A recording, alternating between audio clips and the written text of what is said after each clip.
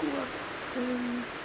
Og hvis vi starter med den her, så viser figuren forholdet i et økosystem mellem protoprimærproduktion, som er dem her, og så viser den nettoprimærproduktionen, som er NPP, og det er det herovre, og så respiration, som er hernede.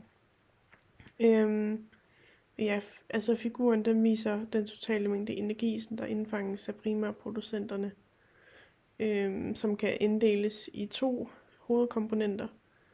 Og det er den del, der forbliver tilgængelig som netto primærproduktion efter fratrækning af respirationen, som vi ser her. Og så vil jeg snakke lidt om den hernede.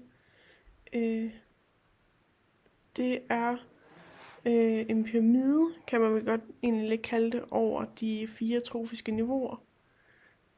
Og det er lidt altså en repræsentation af organismer i et økosystem, som altså er blevet rangeret efter de her trofiske niveauer, som er baseret på deres position i fødekæden. Hvis vi starter med det nederste lag hernede, der består det af primærproducenter, og det er planter og fotosyntetiske bakterier.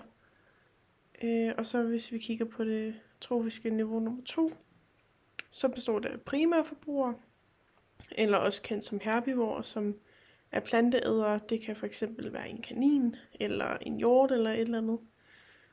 Så er det tredje trofiske niveau. Og det består af sekundære forbrugere, også kendt som rovdyr. Så det kan for eksempel være en kat eller en ræv. Og så har vi det fjerde trofiske niveau, som består af tertiære forbrugere. Og det er dem, der ligesom spiser organismer på lavere trofiske niveauer. Altså det kan for eksempel være mennesker, fordi vi spiser jo både en form for planter, hvis vi spiser grøntsager, og så spiser vi jo også, vi spiser for eksempel hjort og kanin. Så derfor er vi det fjerde trofiske niveau. Yes.